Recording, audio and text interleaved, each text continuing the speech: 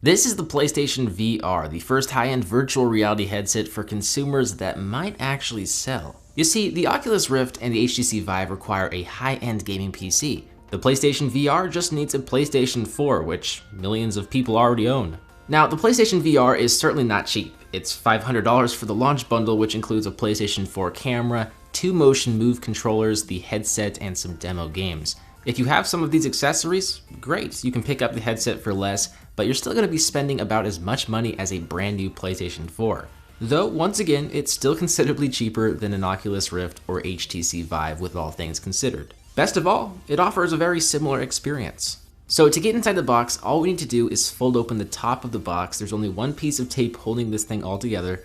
We'll see 2 boxes here, one large box that houses the headset and one smaller box that houses the motion controllers and games and cables. There are a ton of cables that you will need for this VR headset. In order to get the buttery smooth frame rate, you just simply need to be tethered to a wire.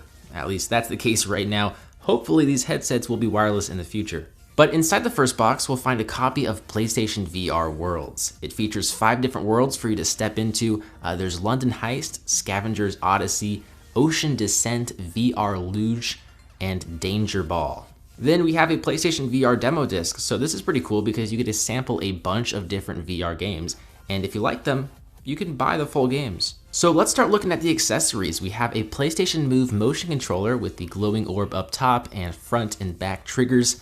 There are 2 of these included in the box, and you know, part of me wonders if these controllers were left over from unsold PlayStation Move bundles. Either way, they're great to have for virtual reality. Also in the box is a PlayStation 4 depth camera that will track the headset and controllers. We have 2 USB 2.0 cables for charging and syncing the Move controllers. This is one of the reasons why I think the Move controllers could possibly be old, as you would think they would feature a micro USB cable for charging, kind of similar to the DualShock 4 controller. It's just a little bit frustrating seeing 2 different cables here, both of which are actually outdated. The last accessory is a stand to help you mount the PlayStation camera to the top of your television. There is a PlayStation VR branded cleaning cloth and an instruction manual for the PlayStation camera and Move controllers. Now we can unbox the Grande box. The presentation here is really quite elegant as the white box folds open diagonally to reveal the bright blue box inside. We'll see up front and center is a quick start guide. You may have noticed the numbers on the cables. That's just to help the tech illiterate set up the PlayStation VR. As I mentioned, there are a lot of cables, and I'm not gonna lie, I had to glance at the quick start guide once or twice to make sure everything was set up properly, but this big, bold get started guide is really nice to have. Below the guide is an AC power cable that will be used to power the VR module. There's a micro USB cable to run from the VR module to the PlayStation 4. There's a pair of earphones that actually sound pretty decent, though they don't fit my ears very well, so I had to opt in for over-the-ear cans. We have an instruction manual for the PlayStation VR, another power cable for the VR module, and the VR module itself that features a similar design to that of the PlayStation 4. If we look closer at the ports, we'll see that there's an HDMI port to run to your TV and an HDMI port to run to your PlayStation 4. There's a micro USB port and a power port. So this box kind of acts as the middleman, the gateway to reality and virtual reality. On the front, there is a display port and an HDMI, which will be where you connect your PlayStation VR.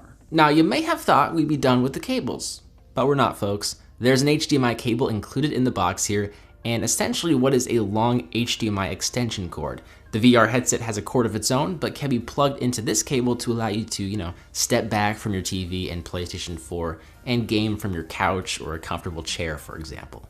Now we can get a glimpse of the PlayStation VR headset itself as we take it out of the bag. This thing looks very futuristic. It's got a very unique design that is supposed to help counterbalance the display as it features support on the top and back of your head. But the headset is pretty lightweight. You should be able to game with it for hours on end without getting too tired. I think your eyes might get tired and your arms might get tired from waving those motion controllers around, but your head shouldn't get too tired. Okay, so this is what the PlayStation VR looks like when it's all set up and with next to none cable management. I just want to show you that this thing is not wireless. Okay, I'm done mentioning the cables now. It's just a little pet peeve of mine. But the virtual reality experience is actually quite good. The only other VR headset I've really spent time with extensively is the Gear VR from Samsung and Oculus. So the graphics and display resolution didn't really wow me upon first impressions when I first put on the PlayStation VR, It sports a 5.7-inch OLED display with a 1080p resolution, and content looks good, and it's certainly enjoyable, but I think it could be better, and it will be better in due time. I have noticed a discrepancy between certain games. Some games look great, they look very high def. Other games look like garbage, looks like Microsoft Paint. But what did wow me was the frame rate. I never experienced a drop frame from the many hours I've used this headset. There was some occasional bugs here and there, but nothing too obtrusive. Also, the games and the experiences that go with it. Using the motion controllers to pick up items with my virtual hands, that's amazing. First-person shooter games are pretty damn amazing, like The London Heist and Until Dawn Rush of Blood. Man, you get some 3D headphones on while playing Rush of Blood. Oh my gosh, that is a trip. What amazes me is how we are here already. You know, just think of what virtual reality will be like in the next 10, 20, 30 plus years from now. With Moore's Law in mind, it really makes you wonder if our tangible reality could be replicated to a T. But this is the PlayStation VR launch bundle because it is so new, it's gonna cost a considerable chunk of change. That's $500 worth of change, not including games. But if it interests you, I'll leave a link in the description to the Amazon listing where you can pick this bundle up. I mentioned this on my Snapchat, but the launch bundle is $500, but just being able to see like a family member, like your dad or your mom, play this VR headset, that is priceless. Just seeing the reaction, it's great. With that said, guys, if you enjoyed this video, I'd love a thumbs up. Maybe subscribe if you're brand new. I'd love to see your face in the comments section. As always, I'm BoHD from PhoneDoc.com. I hope you enjoyed this video. Thank you for watching, and I will see you right back here in the next one. Now you can take off your headset.